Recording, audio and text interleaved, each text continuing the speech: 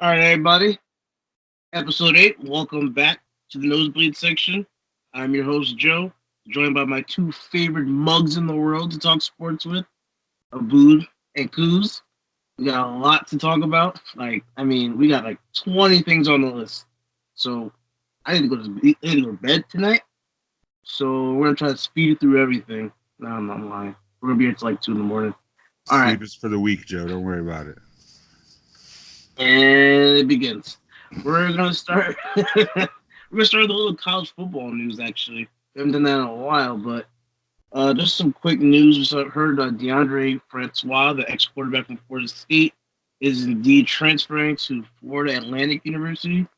Um, and we were just talking about this a little bit pre-show, but Cruz brought up a good point, thinking that James Blackman, the quarterback there now, actually might have had a chance of beating him out as for a spot. Um, I know also they had Alex Hornibrook, the quarterback from Wisconsin, just moved over there. He's immediately eligible to play this season. So I don't know what they're going to do with the quarterback situation, but they're coming off a terrible year, a terrible couple of years. I think it was a bad hire as a head coach, but yeah, there's a lot of factors stemming from that team. But let's just go around real quick with this and see what everybody thinks. Would you go ahead since you're a fellow ACC guy? Yeah, Joe. I mean, FSU's a shit show. I think basically that's what it comes down to. It's a fucking dumpster fire.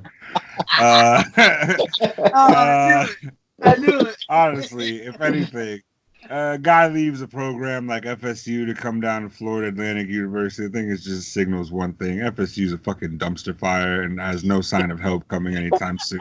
I'm excited at the thought that I'm going to be bumping into DeAndre Francois at my local Whole Foods. That's kind of fucking exciting. Like maybe me and him are gonna be going for the quinoa at the same time. I don't know. It's fun to think about. He's gonna be down here with Lane Kiffin partying with bitches. I only call them bitches because I don't know their names, but it's a vibe. You know what I'm saying? But yeah, honestly, good move for him. Good for FAU. I think he's gonna put FAU on the map. It's about to be an exciting time to be an owl. This guy came in hot. Yo, came in hot with no breaks. Yeah, I think I'm not gonna. Let's move on to the next topic. There's nothing else you can say after what you just said. You just hit the nail on the button. Oh my god! All right, we're gonna move on. Yeah, Oh, he just slayed that whole topic. We're just gonna move on to number two. yeah, that was amazing. Wow. I want to podcast now. That's it. Episode 8's done. So, all right, we're gonna move on. Chris Long has called it a career. He's retired from the NFL. I'll make this one quick too. Do you think he's a Hall of Famer, or no? What do you think? Kuz, you go ahead and start this one. Actually, I don't. Me personally, I don't see him as a Hall of Famer. I mean, he was a very solid player, very good player. I mean, let's just leave it at that. I mean, like, I personally just don't see him as a Hall of Famer. I do. I have some stats if you guys want to hear. Maybe it will sway you, but Maybe. I mean, I'm always open. I like all right. stats. So I'll put some stats for you. So he played 10 years from '08 to 2015 on the Rams, a year with the Patriots, and a year on the Eagles. Two-time Super Bowl champion, Walter Payton Man of the Year, the NFL Alumni Lineman of the Year. I don't know what that is. So his career stats is 332 total tackles, 70 sacks, 15 forced fumbles, 6 fumble recoveries. Thoughts? I think he's a Ring of Honor kind of guy. I don't know if Hall of Fame. Yeah, I Maybe mean, he's definitely a Ring of Honor guy. Probably more likely with the Rams than anything. yeah, for sure. But I mean, it was a solid numbers. It was just not Hall of Fame numbers. You know what I mean? Like, Yeah. Good. Yeah, I mean, all that Walter Payton Man of the Year shit, that's great, but it's like, I mean, is JPP a Hall of Famer? Is OCU Maniero a Hall of Famer? Like, all really great players, all won championships. It's like, are we really like, all right, maybe because you were there for the first championship in Eagles history, so that's kind of fucking special. But Hall of Famer, it's like I just don't think that's a term we should be throwing around too loosely. I mean, look, when you say Hall of Fame, you thinking greatness. Like Chris Long, very solid player, very good player. I just don't think he put up Hall of Fame numbers. Definitely a Ring of Honor player for sure, like guaranteed. But Hall of Fame, I'm not. I don't think so. Lawrence Taylor, Reggie White, Chris Long. I don't know, man. I don't know. Uh, I'm not gonna connect the dots for you. I'm gonna just show you the picture. You know what I'm saying? I like it. I mean, all the Giants fan of me wants to talk about this OC Venura. You named OC Venura. I want to talk about it so bad, but I mean, hey, man. Hey man, this is a team it's show. You not. know what I'm saying? It's If that's not what you about want to talk OC. about, just bring it up now. It's not about OC right now. It's not about him. Well, this is your chance. You're sleeping on it. You're sleeping on it. I have more chances. Trust me, I'll have more chances. It's debatable. That's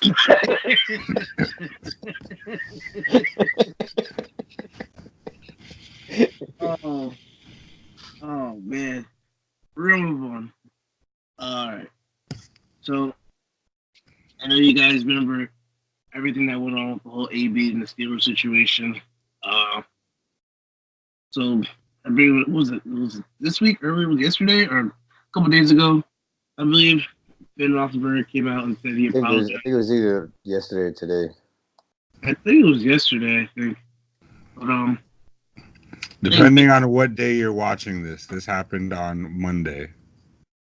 Respect. There you go. You know what I'm saying?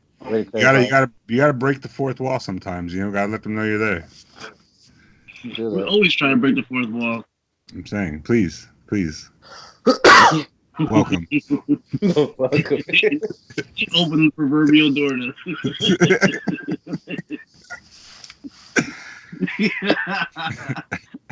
I didn't miss this at all. I didn't. This is why our shows run long. Like, what are we even talking about?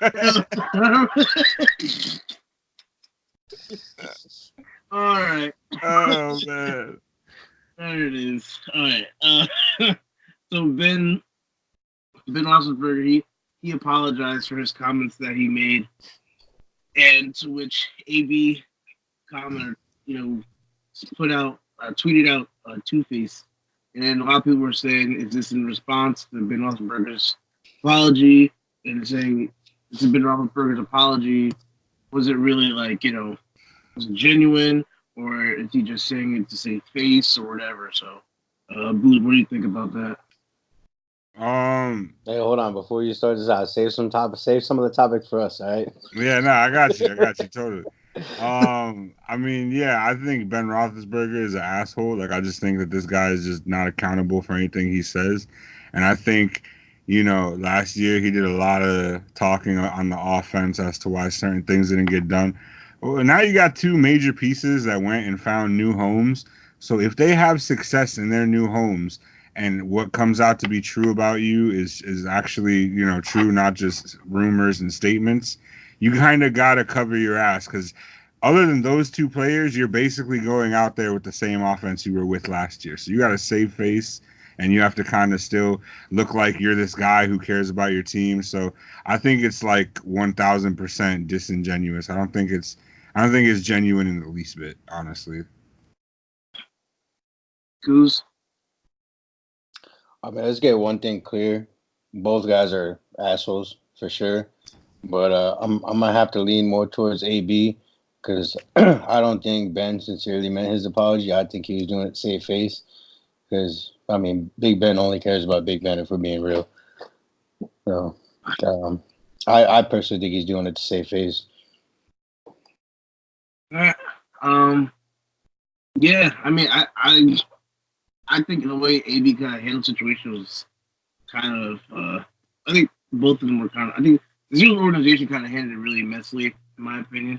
But in this instance, I do think for Ben to come out now, like after the fact, and say all that, I think he was just kind of trying to save face at this point. But I mean, I don't see AB really had to really say anything. We understand. We all knew. You know, there was no reason to say it, but at this point, whatever. AB just you're on the Raiders. Move on. You're done. You know, it just and now to me now it looks bad on Ben. Like you're just going back and you're trying to apologize now after the fact and all sorts of it just doesn't look genuine at all. Nobody believes it. Whatever. But yeah. So Yeah, and also, I don't mean to interrupt you, but like the way he said it sounded like somebody coached him up on what to say and how to say it. Like he stood in front of a mirror practicing it. I didn't even see the video, honestly. There was a video, or is it just like an article or something? I saw it on Sports Center. He went. I think he went on to the same radio station that he talked about all his teammates on, and they tried to like say some shit, and then he was like, He said it. He said it after practice one day, like to the media. There was also another statement he made on like was some local radio station where he was talking about how he's tried to like reach out to AB and AB has not like tried to reach out to him. And it's like, bro, like why? Like just leave shit the way that it is. Like just and that's like the whole thing with AB tweeting that whole two-face comment. It's like for what? Like let him do whatever, stroke his ego, let him worry about his team. You got like a whole your team literally cannot take any distractions. You guys got to fucking fix your shit before you go to fucking Vegas. It's like I don't even know why. Like there's like this whole trend of like players like staying caught up in some bullshit from previous teams, and it's like that shit is just mad. Like just let that shit go. Like you're in a new space. You're supposedly concentrated on winning. Then go out and do that shit. Stop worrying about where you used to be. Yeah, that's what we've been saying the whole time. Especially like along with that goes like with the whole Landon Collins and Odell thing with the Giants. Like it's every day you see either Odell saying something or you see Landon saying something about the Giants. And it's like, yo, like you're on a different team. Just move on, be done with it. We're not talking about you guys anymore. Stop talking about us, you know? Like I don't know. Like yeah, I'm not a big I respect Ben Roethlisberger for what he's done on the field, but like off the field, yeah, I'm not the biggest fan of that guy. But yeah, at the same time, it's like if he's gonna sit here and if you want to try to come back and put out these little petty and rehearsed apologies, like just to make yourself look better in the media, you know, then the AB shouldn't I'm even not respond. buying it. I'm not buying it. Right? AB shouldn't even respond, but AB shouldn't even respond. But at the same time, it's like it's AB. It's AB. So you know he's gonna say something. You know he's not gonna be quiet about it. So. I mean, like to play devil's advocate. Like here's the thing. Like how usually like a trend in the NFL is that certain shit doesn't come out until it's reached its boiling point. So you don't know how many conversations happen backstage or like behind the scenes. Like, yo, listen, like you gotta chill with that shit. Like I don't give a fuck. Like you are not the owner. You are not the GM. You are a player on this team, just like all of us. You cannot throw your teammates under the bus. And it's like when you're like the modern day, like when you're easily top two in your position and you're not getting what you feel is the proper respect from your quarterback and everybody knows Big Ben is an asshole, I could see you getting to that boiling point, but it's like, bro, you're in a new space. You're about to get a bigger extension. You're about to like who cares? Like why are you still focused on what this man is doing or saying? Yeah. From there, we're gonna move on. We're gonna let that go. We can go on and on for that about that. But so we're gonna move on to some Jets news for Coos. So we're gonna start off with the Peyton Manning and the Jets front office rumors. Front office rumors in general, because you know we've seen Peyton Manning. I saw Daniel Jeremiah's name floated out there. That's more believable than Peyton Manning. You go ahead. You explain. You talk about this. You talk about your Jets. Because we have a couple of different topics on stuff like this today. You're gonna hear me say this a lot. A lot of this is the classic New York media just throwing shit at the wall to see what sticks, and I don't really believe too much into that. All Well, My whole thing. Oh, go ahead, Joe.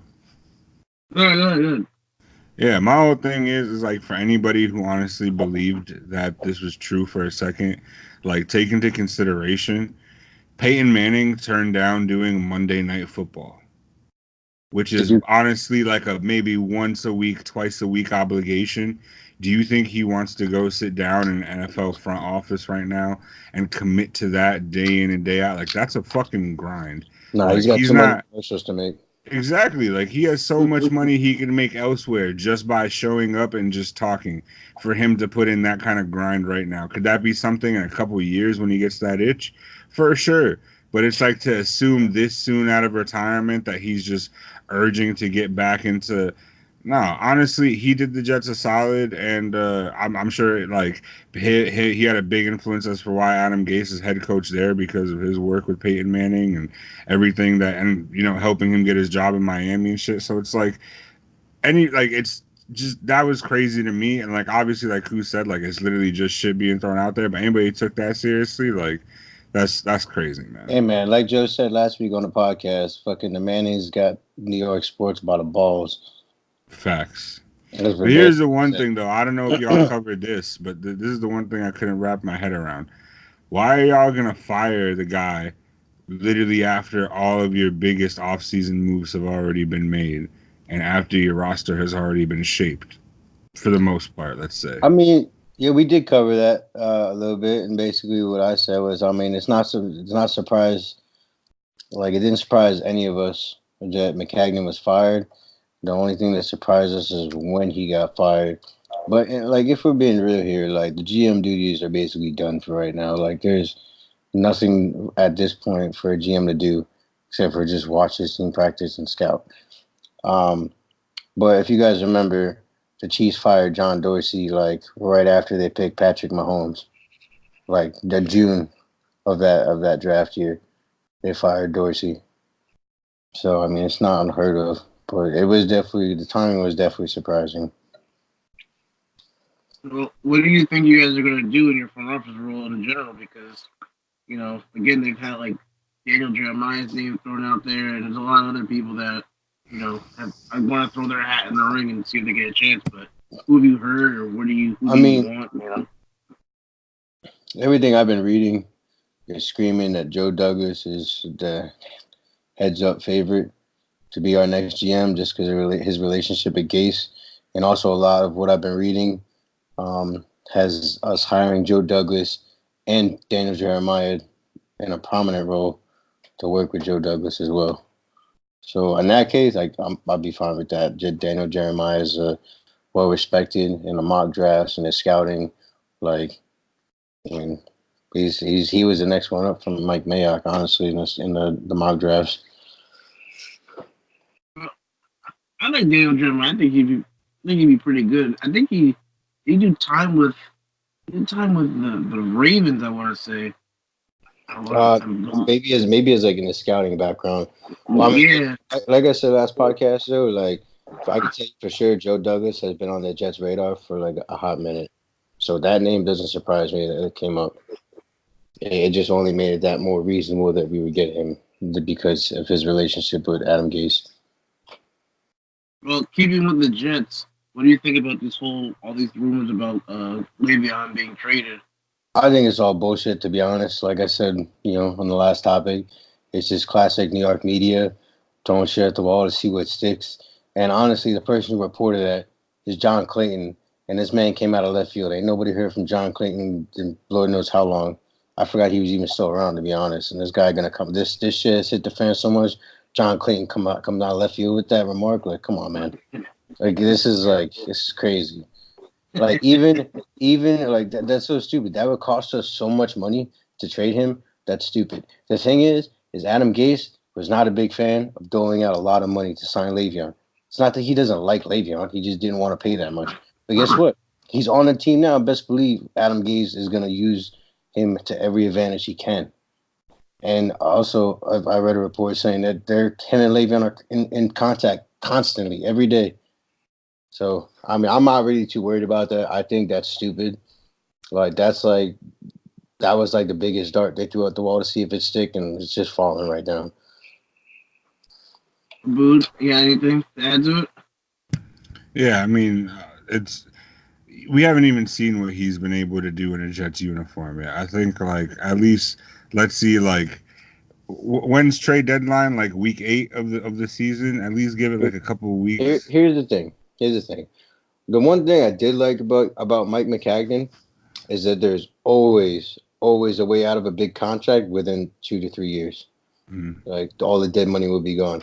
But it doesn't matter. We're not trading Le'Veon. That's a bullshit rumor. And like even if we really wanted to trade Le'Veon, nobody's gonna take that contract. And if they do, we're still on the hook for $27 million in dead cap space. So guess what? We got him. Best running back in the league. Let's fucking put him to work. Use him. Take advantage of it. You guys don't have Saquon Barkley. Yeah, I was about to say that's funny. I had to. You know, yeah, I think that would be like the most wild thing if y'all ever traded Le'Veon Bell. I think like thing like going with what you said. But I also think Adam Gase didn't. I don't think he's used to paying running backs like that. I think in his system, I think he felt you could just use any type of running back and they'd produce. I mean, Yeah, but he's never had a Le'Veon Bell to use. And watch, they even said in some articles, once he uses Le'Veon Bell and he sees what Le'Veon can do, he's probably going to change his mind about that. Probably. I mean, coming from the Dolphins, what he had, Kenyon Drake. I don't know who his backup was. He had like a stable of fucking pace changers, honestly. Yeah, did they have what? Did they have Jahi for 1 year under him? Huh? Did they have a Jahi for a year under him? Or was he gone already? Yeah, no, yeah. He's the one who traded Jahi. Yeah, so he had a year of a Jahi and Kenyon Drake. Yeah, and look, I love Kenyon Drake. Came out of the University of Alabama. He's a solid running back, but I mean, he's not like a clear-cut number 1 yet. I mean, can he develop in one? Yeah, for sure. But right now, he's a change of pace back. So, and a returner as well.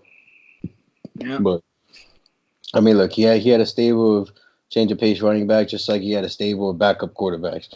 And still coached that team to a damn near 500 record. Hey, he coached the Dolphins to playoff berth. They lost against the Steelers because Matt Moore was playing. Ryan Tannehill got injured. So imagine what he could do with the real quarterback. Yeah, that's what I've been telling every Jet fan has been like very furious over that hire. I mean, dude, the guy brought them to the playoffs and damn near coached them to a 500 record with a stable of career backup quarterbacks. I don't care what nobody says. Ryan Tannehill is a backup quarterback on any other team. Here's the thing about Adam Gase. Adam Gase is really good at maximizing what he can get out of his quarterbacks. If they have limited abilities and he's been able to accomplish what he's been able to, and for everybody who thinks that like his time on Denver, like, oh, well, Peyton is Peyton and Peyton just calls all his own plays. If you think Peyton Manning is going to allow somebody to be on his offensive staff that doesn't know their shit, like, nah, there's a reason why he endorses Adam Gase. He wouldn't put his name behind somebody unless he thought. That's honestly why, like, and Sam started to show glimpses of, like, really great ball towards the end of last year. So yeah, I'm excited to see what he's able to do with them. Me and Abood went to the Packers game last year when they were playing in New York. Facts. Sam was game. incredible. Just Aaron fucking Rodgers. Yeah, just Aaron fucking Rodgers. Fucking Rodgers. that's really what it is, man. It's really what it is. And you can't say it's that type of shit you can't even be mad at because it's Aaron fucking Rodgers. Dude walks on water. Well, keeping with contracts, I'm gonna switch it up a little bit. So keeping in your division, the Patriots recently, I think it was today, you signed Julian Edelman to a 2-year, I believe it was $12 million deal. And they said that it's probably going to signal the end of his career when that contract is up, if he even gets through the contract.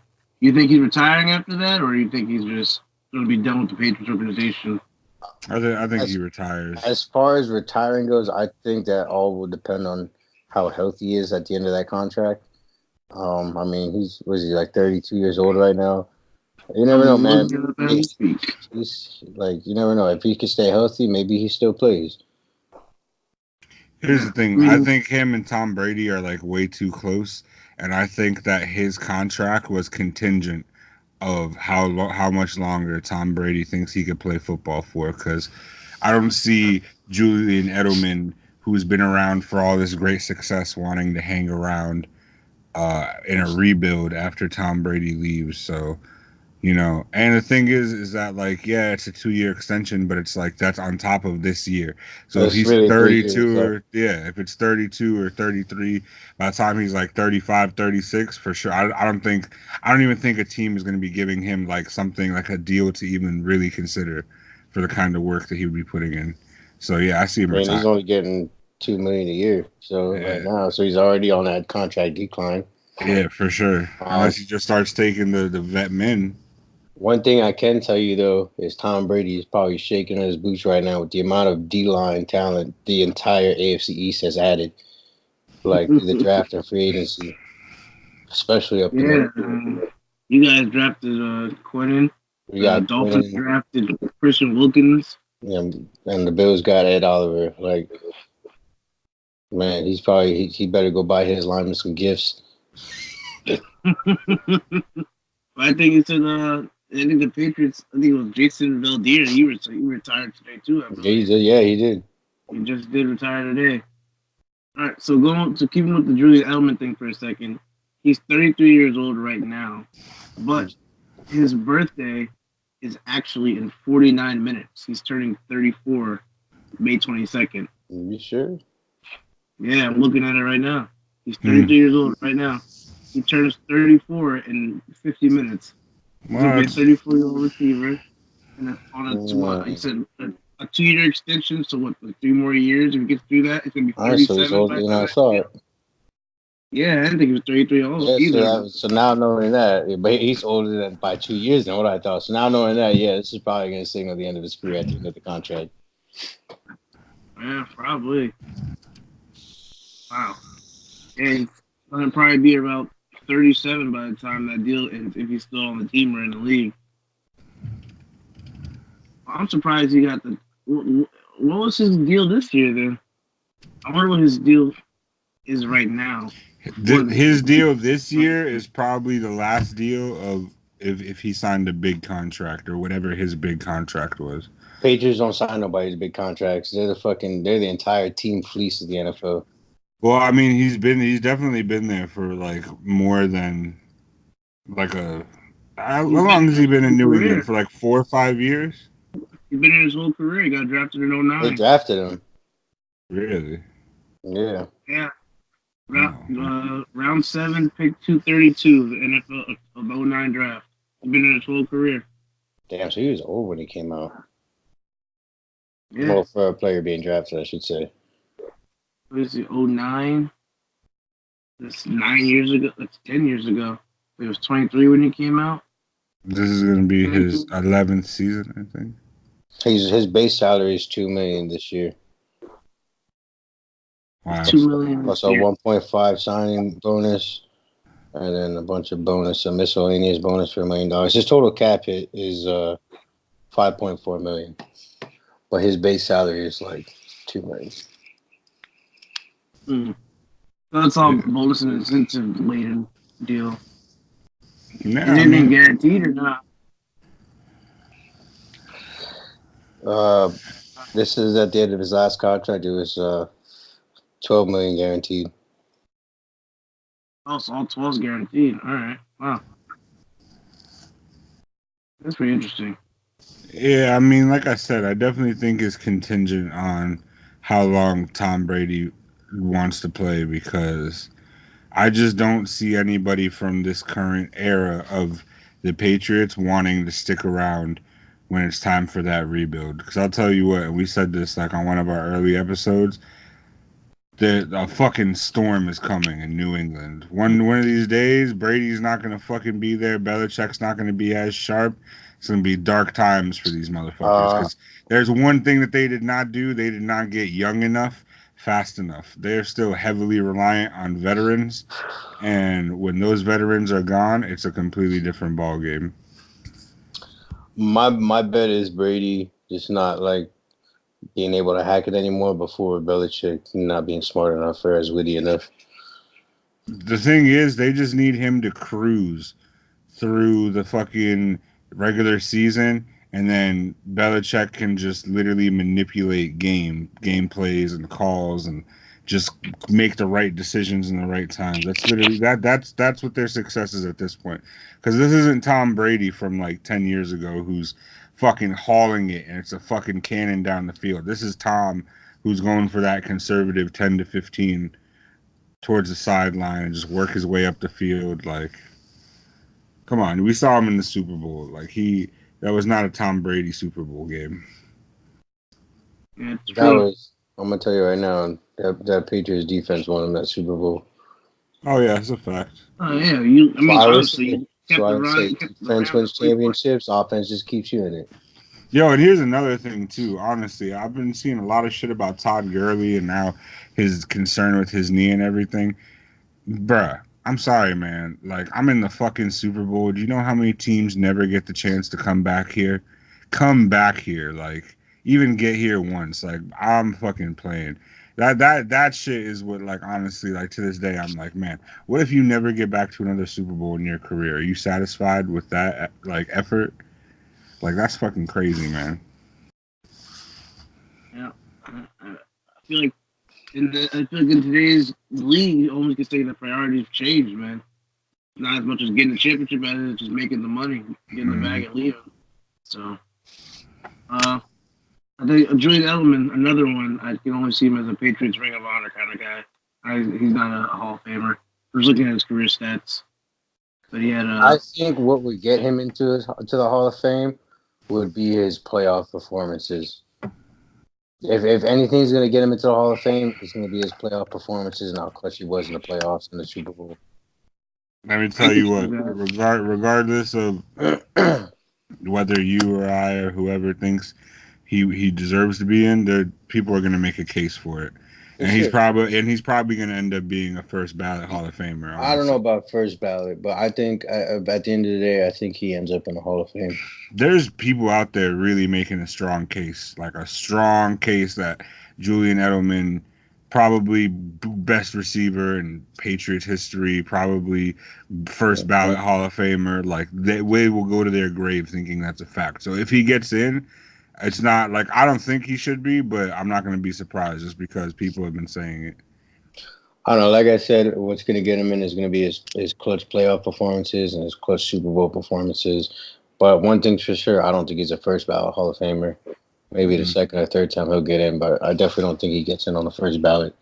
But he, like in my opinion, he, unlike Chris Long, you can at least make a case for it. Fuck yeah. You had way too many game altering plays that determined like championship outcomes. You could make a case. I honestly would love Julian Edelman if he was on any other team but the Patriots. That's a fact. I feel like that's like a reoccurring theme. Like honestly, they have like a bunch of players that I'm like, man, I would low key fuck with y'all if y'all were not on the Patriots. Yeah, he's It's funny. The Giants almost signed him a couple of years ago too. I'm so mad we didn't. Just looking back on it now, I think it was 2-3 years ago. He was a free agent, and it was between the Patriots and the Giants, and he chose to go back to the Patriots. And I wish we would have got him. You know how much stuff would have changed? Like, oh man. As of last year, he has 5,390 yards receiving, 30 receiving touchdowns, with 2,593 return yards, total return yards, and 4 return touchdowns. And he has 3 Super Bowl rings, and he's Super Bowl MVP of one of them. So that's another thing too. I think that's a big deciding factor too. He has a Super Bowl MVP. Yeah. As a wide receiver, like you balled out on a team with Tom Brady. Exactly. Yeah, that's true. 3 Super Bowls, and he's a Super Bowl MVP of one. I mean, it's 499 receptions, so he's probably going to enter this year. He's going to have close to, if not get 600. He's probably going to go another maybe like 1,000-yard season and put another 7 or 8 touchdowns on. How many receptions did he have last year? Last year?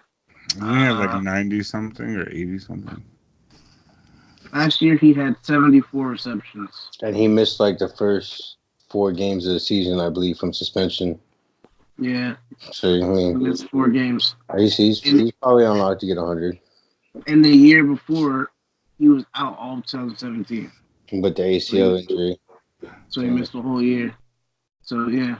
So if he plays a full 16 this year, he's probably on pace for 90, maybe 90 receptions, 95 receptions, close to or about 1,000 yards, and probably I'd give him around 8 or 9 receiving touchdowns, some more return yards. It's it's like you said, like his postseason. Look at his postseason performances.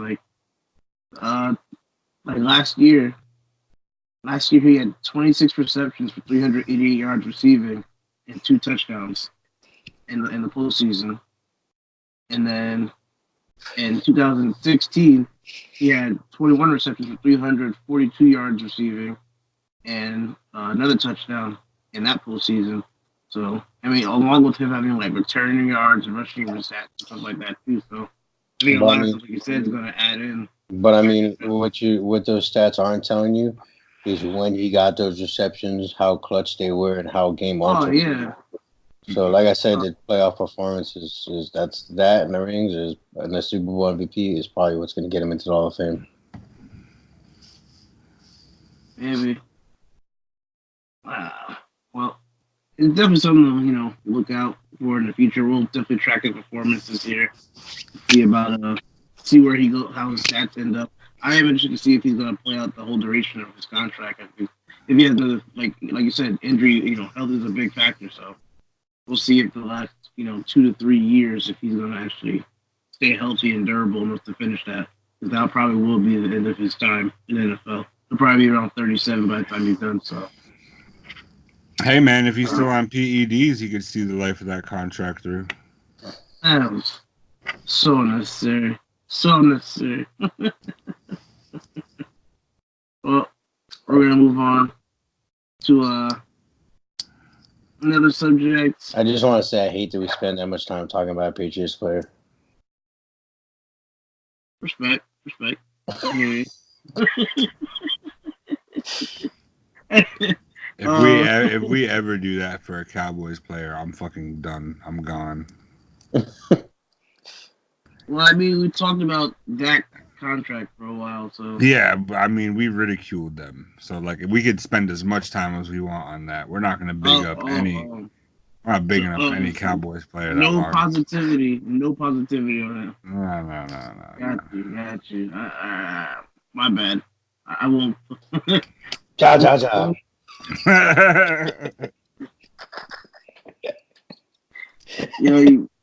You can't be giant on here, yo. I wish like subtitles would come up when you do that, and it would say like "ha ha ha" in English. Like, no, I want the JAJAJA with the accents over the A's. That's what I want. That's what I want. If I'm gonna laugh in Spanish, you better subtitle it in Spanish. Read that. All right, so we're gonna move on. We got real quick. Unfortunately, Reuben Foster's ACL is a torn ACL in OTAs. It sucks. I've never personally torn my ACL, but I can't imagine the pain the kid was in. And I don't wish injury on anybody, but it definitely sucks. It's a bad situation, and I know that a lot of players don't come back the same because they nurse that knee so much after they come back that a lot of people will probably even retire. A lot of people are just scared to come back from it, but I know we all do wish him the best and hope for a quick recovery and everything. He comes back in full form. It definitely is a big blow for the Redskins defense as well. He's a really good player, young player, and yeah, I mean, I don't like the Redskins. I can't say I hate the Redskins because they're just that team that just has to open their mouth to be relevant. Nobody really cares about them, but yeah, I don't wish injury on anybody. So it's not the players' fault that they play for the Redskins. Yeah, the Redskins are like the Kmart of grocery stores. It's like you're there. I'm never gonna visit you. I'm not even gonna worry about if you guys chill. They're more like Aldi's. Aldi's? Nah, because Aldi's is for hipsters. Well, maybe it is like Aldi's. I don't know. No, it's not oil. My parents go to Aldi's. I would go to Kmart before I go to Aldi's. That's a bold statement. I'm not gonna lie. Yeah, that's pretty bold. I don't even know if you could get a full groceries at Kmart. I'm gonna be honest with you. I don't think so. I don't think so. I don't think you can buy ice at Kmart. You can buy. Oh, yeah, he's thinking long and hard about it. I don't think you can buy ice at Kmart. Regardless, I'm not going to Aldi's. I don't know. I gotta think of what's a good shopping comparison to the Redskins. If we're going, oh man, the Redskins are like no. They're like the sports authority of sporting goods. Chill. I used to work at Sports Authority. Relax. Okay. Sports Authority was that spot. Was that spot. Sports Authority was the trap spot. I abused the fuck out of Employee Appreciation Weekend. I was that guy. Oh, all right. The Washington Redskins could never be Sports Authority. Never. Okay. Where's Sports Authority now? I don't know. You could talk that before there was like competitive sports stores. There was Sports Authority. They're OG in the game. You can't even put some respect on their name. That's a fact. Washington Redskins are like that seasonal Halloween store that comes into town only for Halloween. Yeah, shuts down. Is nothing year round until Halloween opens again. That's what Washington is. Could you say something nice about Reuben Foster? Oh my god. Still got one good leg. I don't know.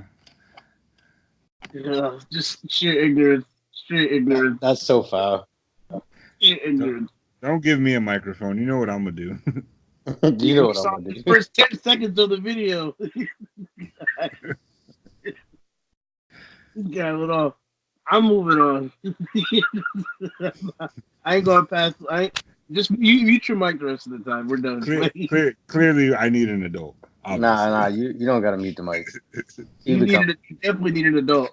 I definitely need an adult. Well, I definitely need an adult as well. But you know, we've been through that. Hey, I tell you what, I'll be your adult. You be my adult. Either you or adult. This is what I call superb supervision. Either. Supervising at its finest. And clearly, I'm not doing a good job of holding things down. Nah, man, it's cool. Reuben Foster. I need an adult too. Oh gosh. All right. Well, Kuz, do you know what happened with this Reggie Bush situation? Because I didn't get a chance to read it today. Yeah. So apparently, Reggie Bush had a mistress. And she became pregnant, so Reggie Bush legitimately paid her $3 million to keep it on the hush and get an abortion. Well, she's now 6 months pregnant with his child. So, and he's out $3 million already. Gosh. And all the sources in the article I read kept saying the source would be like, she's trying to be like one of the Kardashians. She wants to be one of the Kardashians. Fuck yes. Like marry a black athlete, have his kid, and fucking bam. But she apparently the same lady apparently tried to have Alonzo Mourning's child. So she was so like persistent and so like how old is she? That's a fucking age word. So she was so determined. She was doing like fertility and stuff like that. Like she was determined. She's just trying to get rich. Oh my god! I can't look up how old she is because it wouldn't say her name, but she did date Alonzo Mourning apparently for 4 years. Look, listen, I respect the hustle.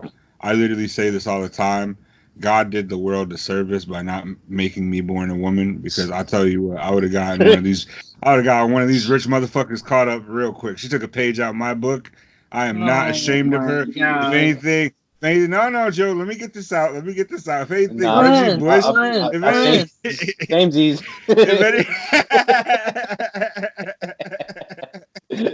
Yo, if anything, Reggie Bush is a fucking idiot, bruh.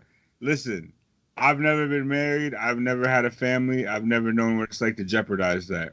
There ain't no mistress or no side baby worth $3 million. I'm gonna go tell my wife what the fuck I did. Like, Oh there's no, no way.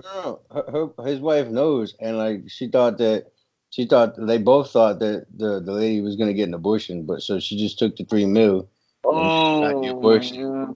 So So wait, but what was the hush hush for? I don't get it. I don't know, maybe keep it on the hush from the public or whatever or something like that. But like regardless, like not only is he gonna not only did he give her $3 million, but now she didn't get the abortion, he's gonna have to pay child support. Like I Fam, mean, Reggie, played yourself, Reggie, Reggie.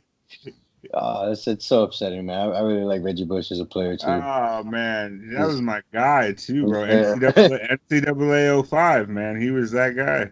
guy. Oh, dude, they're bringing NCAA back. Did you guys see that?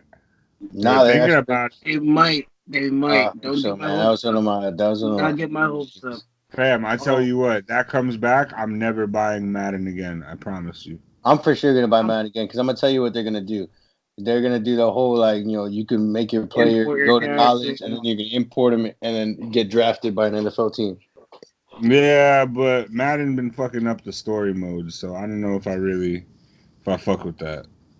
I mean, honestly, like this is like one of the first times, like the last couple of years is like the first time Madden's even tried a story mode. So realistically, they're just going through growing pains. Are They're we? just, Yeah, are we? Is Trevor Lawrence the single reason why we might be getting an NCAA football? probably not. I don't know, man. Barstool put out an article like he might be the cover boy, and motherfuckers just want to play with him so they could just launch 80-yard fucking bombs down the field. Listen, I don't care how we get it. If it's because of him, I don't care. Like he As will be long as the it comes back. yeah, man. Honestly, Yeah, greatest game franchise potentially ever, top 5 at least for sure. for sure. Oh yeah. I was If very that, upset when they stopped oh, making it. oh my god. If that comes back, I'm not playing anything else. Like I'm done. That's it. You'll see me Damn, on not that not even Division 24/7. two. I'll play that like once a week. Once a week. That's it. Like Respect. Dude, I used to take I have schools like respect going Temple. on. I used to take schools like Temple or some shit and build them up to become like 5-star, fucking like Oh yeah. dominant, like just ranked every year. Like, oh man, that game was the shit. Oh yeah. I used to take Rutgers and do the same thing. I would I used never to cheat take. all the time. I would never take a team like Temple. Dude, that's the fun, man. You get a fucking school that doesn't get Uh high recruits or anything. yeah, You turn them into a powerhouse. I would take FAU over Temple. True, but this was also like 2005, so I don't even know if Yeah, FAU is we're recognized by like FBS. Regardless, whatever. You know what I'm saying? It'd be like a Division 3 school. That'd be lit. D3 would be dope. Dude, I used to take Rutgers when they were like D minuses and everything, and I would play like the fake little FCS Midwest and all the little FCS Southeast. I used to play all those along with like Dartmouth and Brown and Yale, all these teams. I used to run through all that whole season. I'd go like I get like 25th in the nation, get ranked, win my bowl game, then start going up from like 1-star recruits to like 2 and 3, and just build up like that. And then once I got to like a powerhouse, putting 5 stars, then I'm going back and I'm playing like the USC's and the Texas and all the people all the world. And I was like a dominant. Oh man, I hope they bring that franchise back. Part of me wants it to go to 2K. I think 2K can do a better job now of what they do with basketball. For Honestly, for sure, but I don't think EA would ever let that I happen. don't know, Though. man. no, I feel like that's 2K money. is just like better for basketball Dude, but like, remember in the NCAA and they WWE. and WWE for sure. But no, don't even get me started on WWE. Fuck WWE. I downloaded WWE and deleted that shit within an hour, bro. I couldn't figure out how to stand up. Yo, it's not that hard. It's not that Yeah, serious, I bro. could I couldn't figure out how to stand up when I was on my It's back. You know, not that serious. Pause. I context to what was going on. Unbelievable. You know. This is ridiculous. you left yourself open. Yeah. Hey man, you give me the opportunity, I'm gonna take it. Hey, you threw him my alley. For real. Oh, this guy. Oh, God. I don't know, yo. You remember ESPN NFL 2K5? That was my favorite game ever. I used to Yeah, that I don't know, man. You're one of those weird kids. I hated that shit. That shit pissed me off. was Big I was time. one of those kids that like what? Scumbag. when something was good, there was no need to try and find something different. Like Hmm. If it ain't Madden was broke, don't fix already it. Madden was coming off of like that like '04 they had Mike Vick who was probably the greatest Madden player ever. For sure. '05 they introduced the hit stick. They did the QB spy. Like Madden was consistently coming out with new shit. NFL 2K comes in with the fucking helmet cam and you could be in the helmet and catch the ball and shit. Like nobody wants to do that dumb shit. Y'all weirdos. Like the fuck. I'm trying to be realistic. Yeah, you know what I'm saying? You guys are trying to you guys were like way too ahead of your time. You guys were like the Samsung VR headset. Like go in the corner and pretend to be doing something. I'm gonna stand here and know that I'm playing a video game. Yeah. This is a great show. Yeah. This is a good time. Yeah. It's a vibe. Uncultured swine. Anyway, we'll Oh move on. man. So Reuben Uh, Foster. We're past that. All right, cool. Because I was done. Is he done or is he never, finished? never even started on a guy. Never started. Oh my god. All right. So, Kellen Winslow. Oh man. So, from what I it's so from what I read, am I getting this right, Cruz? That he threatened to kill somebody during his trial, No. or No, like you I was definitely read about it to wrong. say, You okay, I read it definitely wrong. read it wrong I was for about to sure. say, I was about to say, if You this for guy's sure. already going to trial for something, and then you threaten to kill somebody while on trial for something else, No, like you're you're for just sure. asking for it. You for sure read it wrong. Basically, what happened was this lady was hitchhiking, and I think it was yeah, it was in March of 2018, and Winslow picked her up and raped her behind a shopping center, Oh and shit. DNA test found traces of Winslow's semen in her bloodstained pants, and basically, he raped her, and like during the process, or maybe right after, said that he would kill her if she told anybody. Oh man, just take him out back. Allegedly, of course. I mean, he's still on trial, but Allegedly, but you said they found his DNA. yeah, I'm saying he's still on trial, so allegedly. But I mean, my mind's kind of already made up. I think he did it. Dude, listen, man. Just take him out This is back. also this is also the guy that got caught jerking off in the parking lot of a gym by some lady, and he's getting charged with that as well. He's actually got he's facing 12 charges, 2 counts each of kidnapping with intent to commit rape and forcible rape, and could face life in prison if he is convicted of all of them. Is what it says So in like the story. he has like multiple counts of the same allegation. Yeah, because it happened. It happened 3 times. Like to three separate people. Yeah, it happened to 3 separate people, and then also on top of that was who was the jerking off in the parking lot incident. Oh, fam. So you're fucked. It's not like Yeah, yeah. it's like first of all, that's a crazy thing to be accused of one time. Like, you know what I'm saying? To even have your name be brought up in Yeah. that one time, that's a crazy fucking accusation. Three separate accounts were the same. You're accused of the same thing. I think, I think you're kind of starting to develop a All right. So reputation. so just so you know, um, I think that lady was 54, and apparently, What the uh, fuck? the other one is a 59-year-old homeless woman that said Winslow attacked her in May of 2018, and he's also accused of raping a 17-year-old while he was in college. Oh, so dude is just like he has issues. Yeah.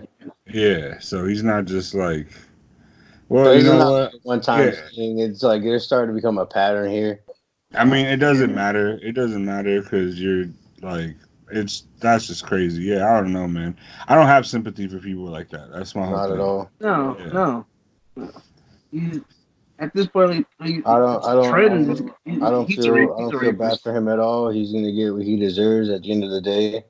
Big man upstairs is gonna make sure of that. So Yeah. it'll all play out, and we'll see. I mean, my personal opinion is that he did it. He's guilty of all of them. I mean, there's just too much. There's a pattern. There's DNA linking him to one of the women. Like, I mean, there's just too much against him for me to not say that he didn't do it, or for me to say that he didn't do it. You get charged with rape 3 times. There's a problem. Like, you've Yeah, done something. sure. It's like you're Like definitely three guilty at times. that point. Yeah, 3 times with 3 different people. Like, you've done something. Come on now. Oh my god.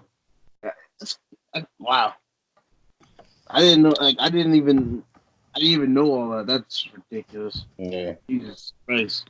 Um. Yeah, like Oh, not you only hit it that, on the head. Yeah. not only that, he also said he pleaded not guilty, but said he had consensual sex with the two women in 2018, despite being married. Is what he said. With the Uh, elderly woman and the homeless woman. yeah. Well, clearly he did not, because otherwise, if it was consensual, he wouldn't be in court. Oh And man. not only would he not be in court, but they wouldn't have found his semen in her bloody underwear, which it's bloody because she was raped, which means they ran a rape kit. So, like, my God, I mean, at this point, it's just fucking due process. You know what I'm saying? Like, they're just doing it just because it's America. You gotta go to trial. Yo, man, people like him, like he used to get paid millions. You know what I'm saying? Yeah. Like, just think about that for a second. That's fucking crazy. Yeah, he got Yeah. paid millions for not shit because he was always hurt. Fucking crazy, man. I don't know what goes to people's minds. He has to have some type of mental problem or something like that. It's just it's ridiculous. Like it's weird. We're not gonna blame this on a mental problem right now, Joe. That's not what we're doing. No, The I man know, did but the dirt. He's on trial no, for it. he did. Like, I know. I understand that. But like, there's something like not right in the hell. With this guy is what I'm saying. all right, Like well, okay, we'll let it for slide. him, that's what I'm saying. Like But him to go out and do all this. I'm not saying the guy. I'm not saying the guy's autistic or anything. I'm not saying that. But like, for all the stuff that this guy is just like, I don't know. It's crazy to me. I mean, it's crazy seeing who his father is and him going through that. Like, it's like your father's like one of the greatest, if not the greatest tight end of all time. And so it's like, I don't. I'm not just like. I'm not gonna say that you cracked under pressure of like trying to build up to your father's legacy. That's BS. Like, nah, no, he just couldn't stay healthy. He was good when he was healthy. he was a solid player and something, but I've never just the rap sheet of this guy's done off the field is just ridiculous. Unbelievable. Like, you just really sit here and say you had consensual sex with a 59-year-old homeless woman? Like, uh, That uh, right off rip, like that like, statement right off rip, you're guilty. like, like, like, like, like if they didn't have DNA evidence or anything, and he said that to me, I'm like, yo, he's for sure guilty. that's wild. Like, oh man. All right. Yeah. Like you said, whatever happens, this guy happens. That's wild. All right. We're gonna move on from that because I don't want to talk about that anymore. Mhm. So I I hate that we're gonna end with Cowboys news. It pisses me off to no end. Yeah, I know, but it's not like it's good. So You're the host, Joe. Spit it out. well, Let's get past it. well, You're well, the host. You can literally put things in order. I just want you to know that. That's okay. Don't worry. I'm gonna save it at the end of the show. Go ahead. Literally, me and Kuz, we're fine with however the order the topics come out. We don't have any preference. all right. That's true. Well, um, so before we get into all this Cowboys, I think you should flip flop the order you have it in right now, because one's gonna lead into the other. well, before I go into all that, I want to just talk. I want to talk about Ndamukong Suh and McCoy. Oh, so you want to save that for last? That's what you want to do? Hey man, you're the host. I'm gonna go by whatever you go by. So We're already here, so might as well. go. We're gonna. All right. So, all right. As you guys know, the Bucks released Joe McCoy. He's currently a free agent. I still believe he's still one of the best D tackles in the game. And then the Bucks went out and they signed Ndamukong Suh. Um, I'm a little surprised with the Bucks, just because I thought at his stage in his career he would want to just kind of play for a contender of a team. I don't see the Bucks as being that.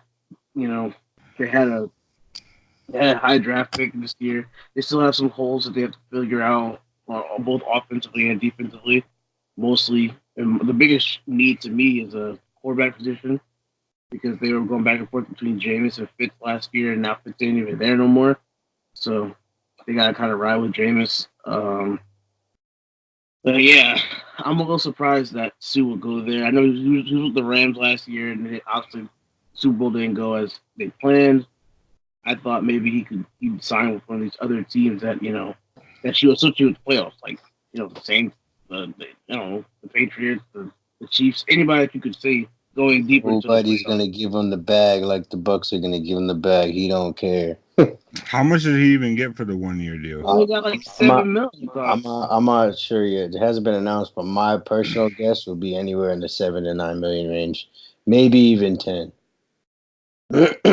My whole thing is that you literally you just played in a Super Bowl. It didn't go the way that you wanted.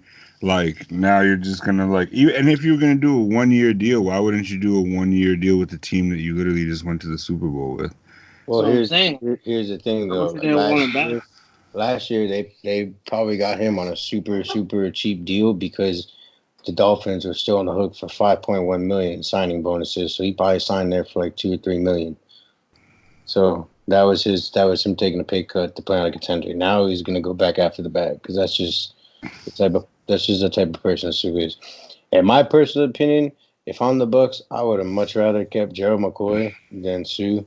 Just from, Yeah, I mean, they're not that far off in production and type of player. And honestly, Gerald McCoy is like to me has better characteristics and is a much better person than Ndamukong Suh is. but here's the thing: you guys and Gerald McCoy obviously is a great talent. Right now, with him being on the free market, are you guys giving him 13 million a year per season? Who? Gerald McCoy, are you giving him a contract where he's earning 13 million a year? I mean, on a 1 year deal, I like my team right now, the Jets. No, not right now. But if I was like another team, I don't see why not. He's probably gonna get somewhere closer to 10 than 13. To be I mean, honest. he was owed 13 mil this year by the Bucks. I don't think he's gonna get anywhere even. I don't Yeah, even but think he's gonna that's touch 10. also that was part of his contract. So now they cut him, and they don't have to pay him that 13 million. So now That's what I'm the saying. Bucks. That's why they cut Oh, him. yeah. I mean, then at that point, you cut him and resign him. But let's say if they offer him 3 mil and the Patriots offer him 3 mil, I'm pretty sure he's more inclined to go to the Patriots for 3 mil. So it's Yeah, not about. but I would definitely offer him the same amount of money as they're offering Sue, whatever that is. Because Yeah, they're but not. Sue's not signing with the Tampa Bay Buccaneers for $3 million. I can tell you that right now. That's a big fact. Like, so they're actually like, if in order for Sue to sign with the Bucks, in my opinion, they got to be paying him somewhere in the 7 to 10 range for him to even consider it. I'm just talking about McCoy. I don't think McCoy is going to earn anywhere near the 10 million range. But yeah, That was like a big factor for because it wasn't about talent. They just didn't want to keep him on the roster at 13 mil for this year. How old is he? I think he's like 31 now. I think he's about to start the decline of his career. Jeremy I'm not sure. 32. 32. Yeah, I mean, I'm not sure I'm comfortable giving him $13 million this year. I think last year was the first year of his decline. It was like his lowest year for tackles for losses, for sacks. Um, so yeah, I mean, I'm Yeah, interested to see where he could go. Joe McCoy is 91 or 31. I'm sorry. I was sorry. What a guy!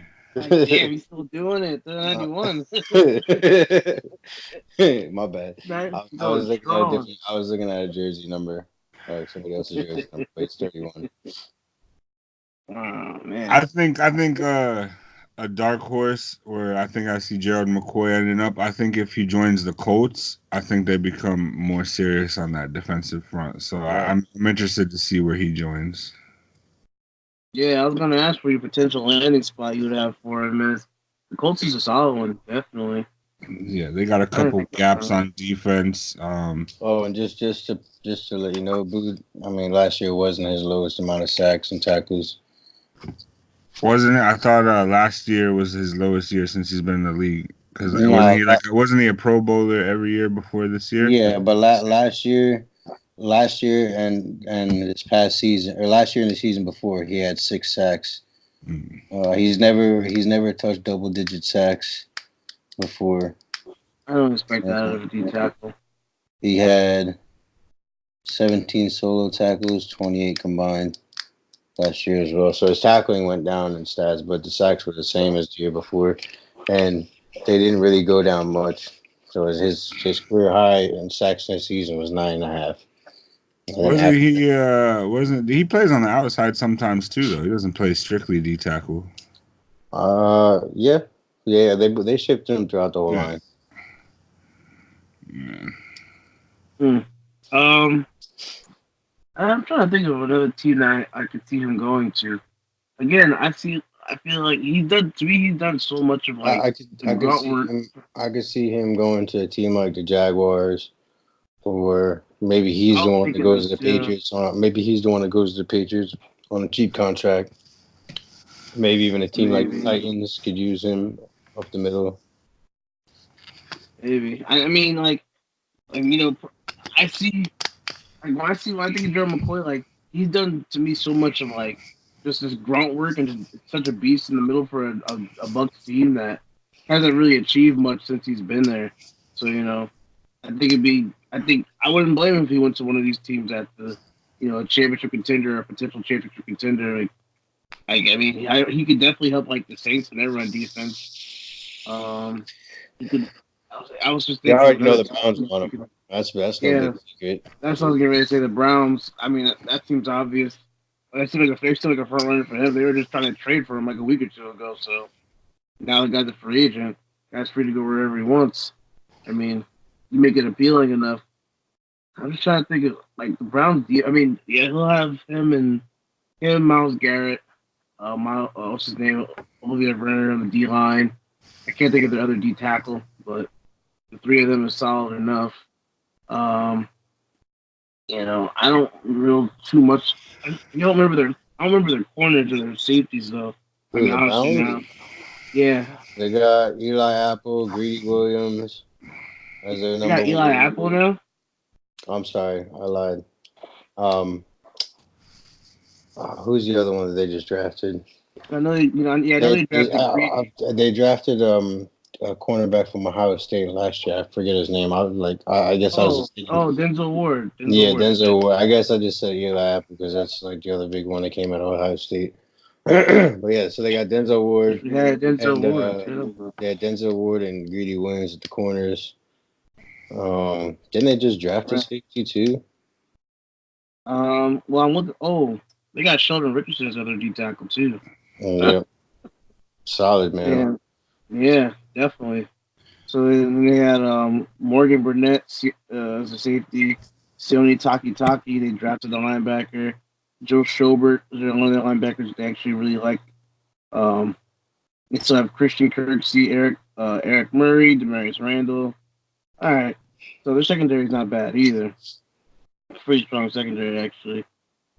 Yeah, I mean, oh, and they got Sheldrick Redwine. That's who it was from Miami. They And drafted him too. safety.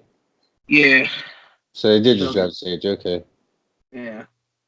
So I mean, it's they look pretty solid on both sides of the ball. I'm not gonna lie. It wouldn't be surprising if Gerald McCoy went there Oh, either. and they also have Philip Gaines at cornerback as well. Probably even the number 3 role.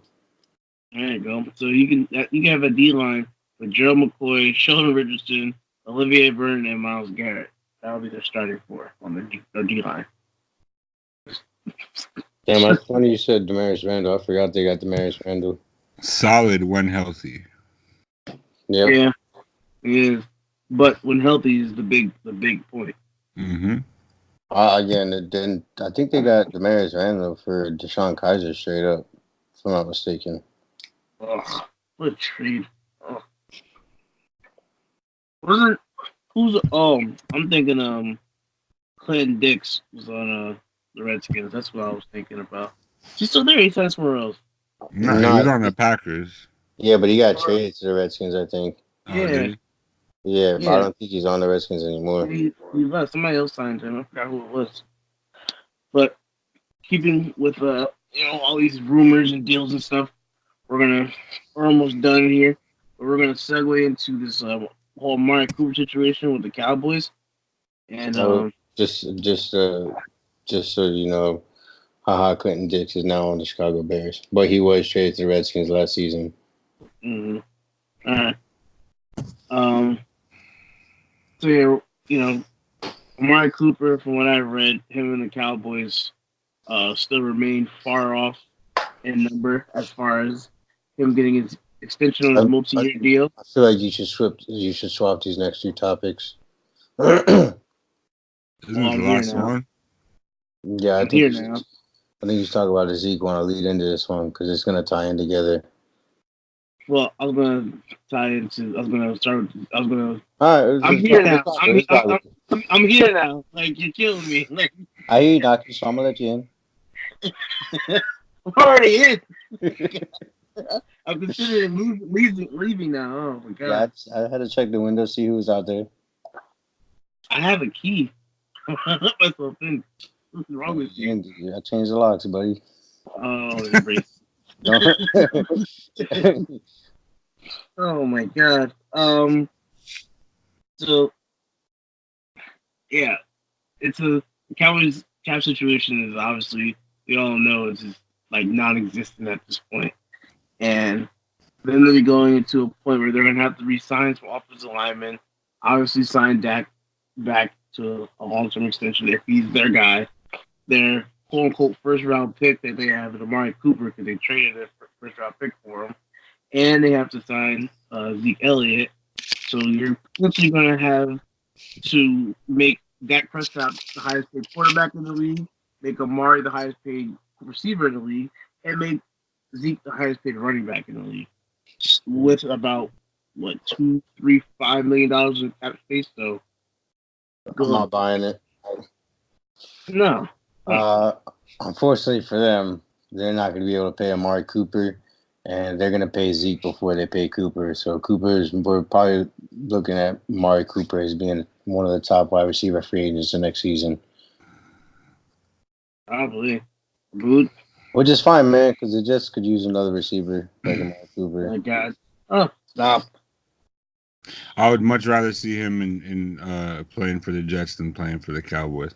I mean, yeah, man. Honestly, like I fucking love it. I love that the fact that they're about to hit these major like cap controversies, and they're gonna have to make some major decisions right now. See, that's the good thing about when you finally find players that like, okay, like these are our players. You got to pay those motherfuckers, and when you pay them, let's see what you're able to fill up the rest of the roster with.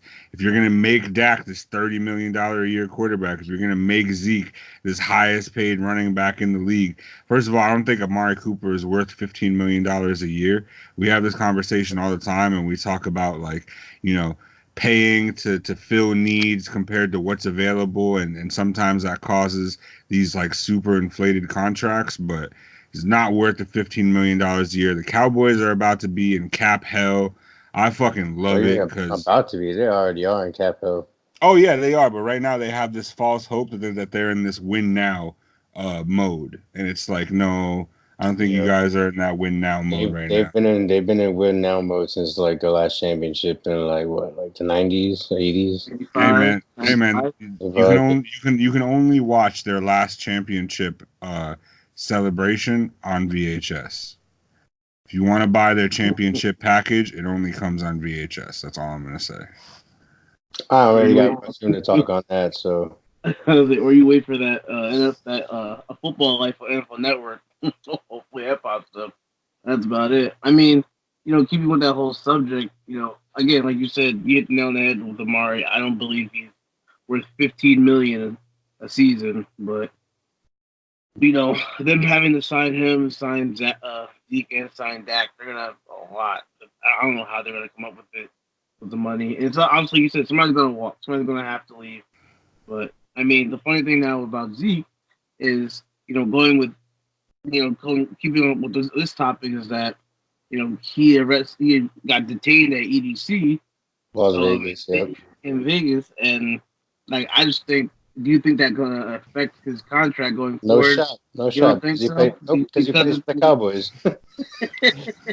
Any other team, yeah, it's gonna affect his contract talks big time. But because he plays for the Cowboys, they're not even gonna fucking blink at it. Look, man, I always talk about like there's a stigma on you if you get caught up in something, even if you never get, convicted of it. This is the same dude. Didn't he have domestic issues coming out of Ohio State with his girlfriend or something like that? Like this dude, for some reason, is always caught up. I mean, that one was actually like that proved to be false. Hey, man, I'm just saying the But dude yeah, does not shy away from controversy.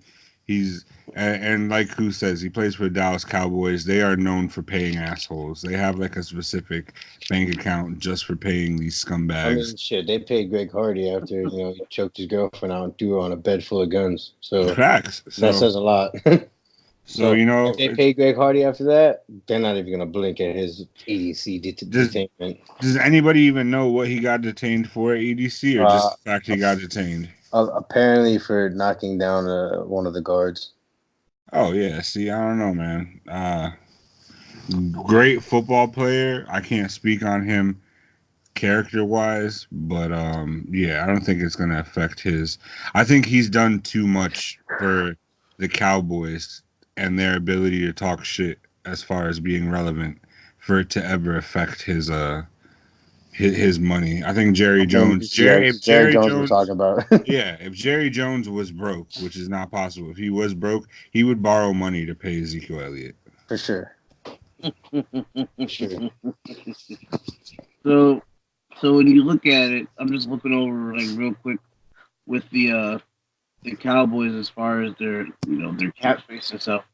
Right now they have 19 million in cap space, but most of that's gonna go to Zeke. He's probably gonna get like 17 million a year. Yeah, about making the highest paid running back in the league. Then I mean after that, then you look at it and you got 17 mil. Got 17 mil from him. That's only going to leave you with 2 mil unless you. Dak's on his fourth year, isn't he? I don't think he gets a fourth year. He's a third round pick. No. They all get 4-year contracts. Only the first round picks get the 5th-year option. Is what I'm saying. So Dak is in his fourth year. They have to somehow find a way to pay him this year too. Otherwise, he's a free agent. Well, you got to think about money that's coming off the books after this year.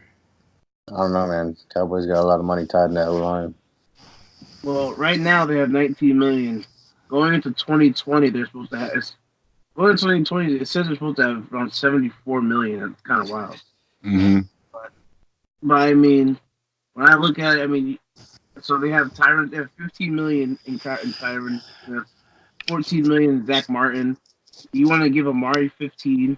You want to. Amari wants 15. You think, like you said, Zeke's gonna get around 17, and then you gotta pay Dak 30. That's 3 people. That's already almost 74 billion. And they just paid what's his name? Gregory Lawrence, right? That's DeMarcus Lawrence. DeMarcus Lawrence, yeah. They did just pay him. But I think what Joe's reading already has that calculated into that cap space. Mm-hmm. Yeah. And then wait for Jalen Smith. You gotta sign Jalen Smith too. He's gonna be coming soon too. I don't think he'll get a big contract though. You don't think so? It'll be somewhere in the middle. I think he'll get somewhere in the 10 to 12 range. I think even if it's not with the Cowboys, he's gonna get if he stays healthy, he's gonna get top linebacker money just because. Oh yeah. He's put together like a great little resume with the Cowboys. Oh yeah, in a very short amount of time. I think he's gonna get somewhere in the 10 to 12 million range. The guarantee is probably what you're gonna have to look for. Mm-hmm.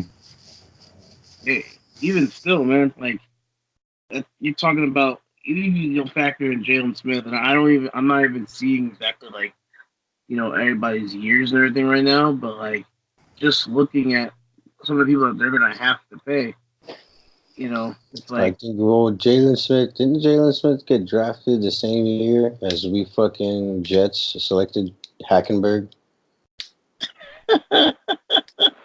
Yeah, so it's just we're going on his fourth year. oh, So he's probably gonna be a free agent as well. I gotta look that up. I don't know if that's true or not, but it's funny regardless. Let's see. Jalen Smith was drafted. He was drafted in 2016. So this is about to be his third year. No, this is 14. This is his fourth year because he played the 16 season, 17, 18. This will be his fourth. So you gotta sign him back too. Let's see here. Let's see these fucking picks right now. We're gonna get mad for a little bit. Don't do it to yourself. Oh, he was in the same draft as Zeke. Yep. That's definitely the year we picked Heckenberg because we picked Danley at number 20 that year. Yep. Oh, he got drafted in 16, but he didn't play in 16 year. He got drafted in 16, so he played 17 and 18. Oh, that's right. He was injured. Man, all right, yeah. So they got an extra year on him. Lucky them. Yeah, he only played 17 and 18. All right, well, let's just wrap it up on the Cowboys side. I got some other more important things to talk about. Go ahead. All right. This is something that just like I can't get over. Why, like, the fact that Eric Berry is still a free agent? Like, we're almost approaching June. Oh, like, you know what I'm saying? Like, why is he still a free agent? Maybe he didn't get the deal that he wanted, or maybe he's just trying to miss out on all the OTAs and all the little voluntary shit through the. Yo, honestly, low key, if I played like at least 5 years in the league and I knew I was a vet, I would want to skip all the off season shit that I could. I mean, that's cool and all if you were gonna sign with the team you've been playing with, but he's gonna have to go to a new team and learn a new system with different. You know what I mean? Like those are kind of like going to a new team. Those OTAs and training camp are kind of invaluable. Super high intelligent, or super high IQ football player though. So maybe he's relying on the fact that he could get in and learn quick with the team. I don't know. I agree though. Like honestly, it's way too talented to still be a free agent. He had to. Some team should have scooped him up by now. Crazy. Also, I mean, I wanted to ask you guys Giants fan, have you been like watching anything on Daniel Jones at camp? Yeah, I have. He's been dropping dimes in the bucket apparently. Yeah, he's actually had a couple like really good highlights, obviously, but yeah, they keep showing. They keep showing during like the first. He was playing a little bit with the first team, and he was doing some with the second team. But they had him making a couple of throws like Russell Shepard.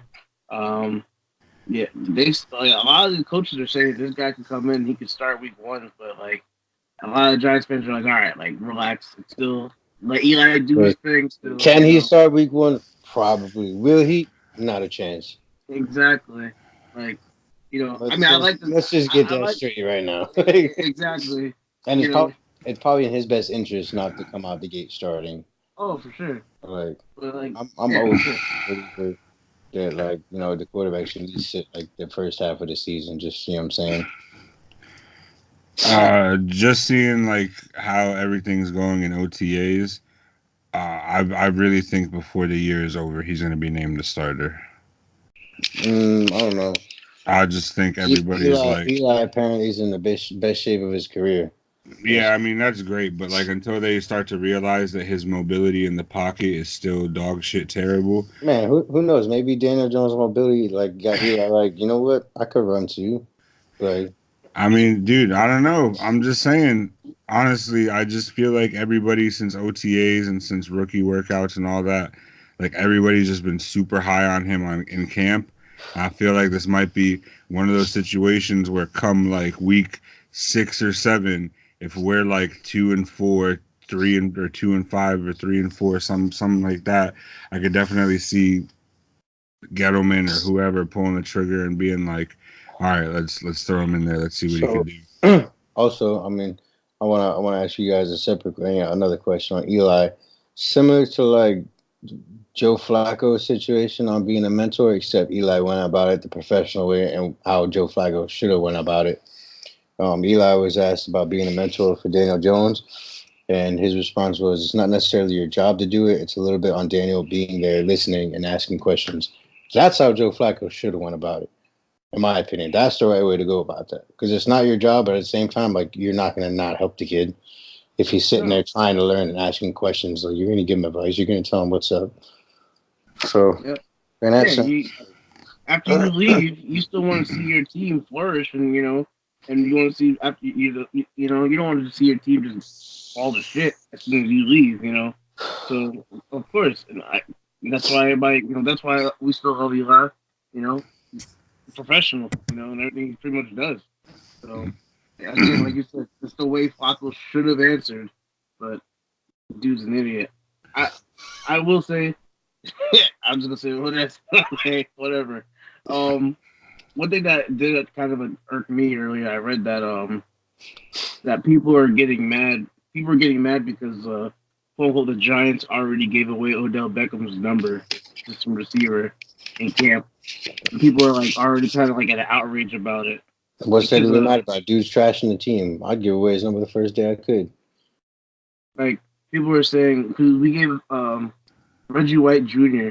took a receiver, took his number, and he was just, even when he got the number, people were already questioning him, like, yo, it's been mad disrespectful that you're taking one of the best receivers in the league's number, and he just left, and Reggie White's like, yo, it's a number, I'm taking it, it's my number now. Like, straight like that. Like, and honestly, with the way Odell's been trashing the Giants, he don't deserve to have that kind of like old timers like respect consideration.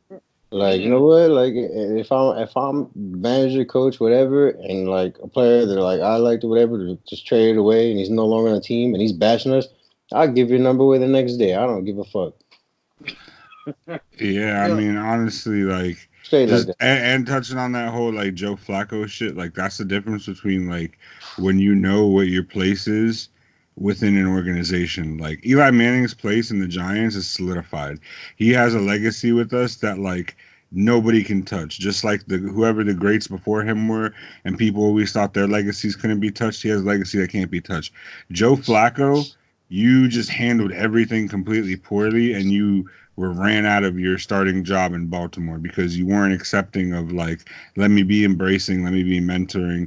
And it's because you were still trying to secure your own legacy when like you never really had one. You won a Super Bowl, you got paid off of that, and that was your legacy.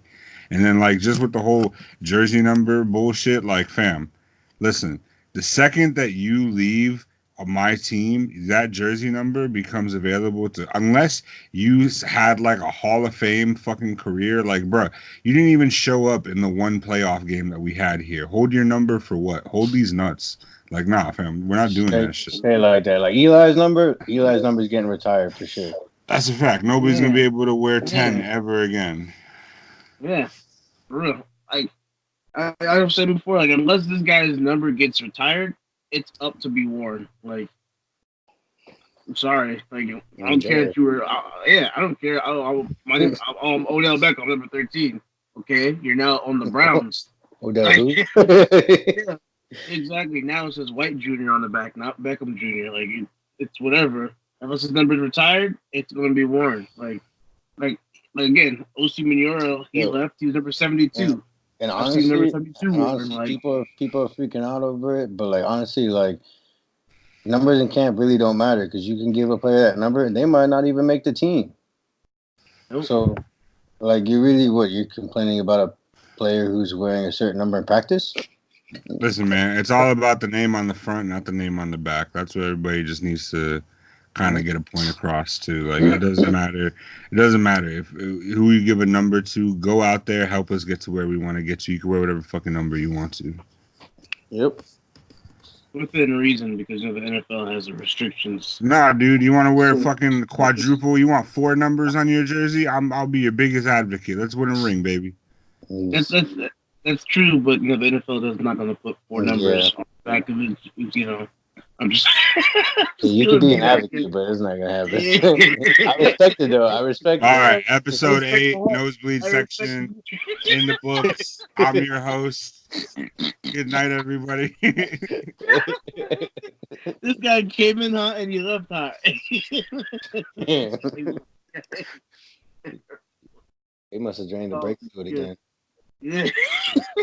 I gave everything I had. I'm literally gonna collapse the second that this recording ends. Oh man, terrible. All right, well we are done. Good job tonight, everybody. You guys did good. You guys look great as always. Good job all around. It's a really good job. We have a great host, man. Yeah. Oh my God, I'm honored. Hey, you know what? I just want to say it's great when you have guys that show up and they want to be here and they just want to see this thing just through. You know what I'm saying? Like, that's the whole... You start something, you see it through to the end. I've always been a firm believer in that. Good vibe. Good vibe. It's a vibe. You know? You guys put me on a song that they did that, and I really liked it. I can never find it again. Yeah. Oh, by 2 Chainz. It's called "It's a Vibe." Yeah, there you go. I really like vibe.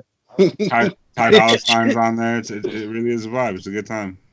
I'm gonna download that. I want to get like the beat. I want you to get the beat and put that in the background. Just look up "It's a Vibe" instrumental. You'll find it. Yeah, but see, I think we have to put it like trademark. You'll figure this out. Whatever. Episode 8. Go buy it and you can have it. It's like $2 or something like that. Because I don't think the person wants us playing their shit. Yo, listen, if I buy the song, it's my song now too. Yeah, that's yeah. You know what? You're right. What do you mean? I paid for the song. If I want to play it in the podcast, play it in the podcast. Listen, I paid for it. Not like he didn't make his money off it. Yeah, when the lawsuit comes in, just give that shit to Kuz. Be like, remember, just tell them all that shit you was telling us. For sure, I got you. What do you mean? You gonna charge me for the song and tell me I can't play it there? You got me fucked up. Like, yeah, give me my money. Give me my money back. Take the song back. Honestly, go on YouTube or SoundCloud. All right, so we have a music podcast coming too, I guess. Oh my God! All right, we're done. We're done. Good night, everybody. Till next episode. You guys look great out there. Everybody watching. We do this for you. The people. The fans. For the fans, by the fans. Oh, you just did it again. He did it again, Abood. He did it again. Slogan saying, son of a bitch.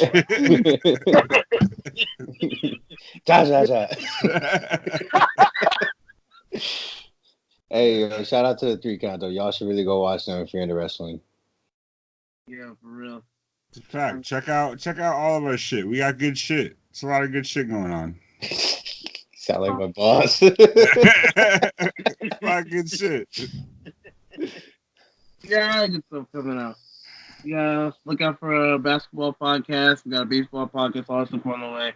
So, if you like us being assholes here, and we're definitely gonna get like everybody in Sportsmark on a podcast one day. We're all just gonna have like a round table of bullshit. Oh yeah, definitely. And that one might take like 6 hours. that one is gonna be like a 4-part. It's gonna be a 4-part docu-series. Yeah, for real. Real. All right, we're out of here. Till next week, people. Same time, same place. Maybe I'm lying. Don't listen to me. Bye.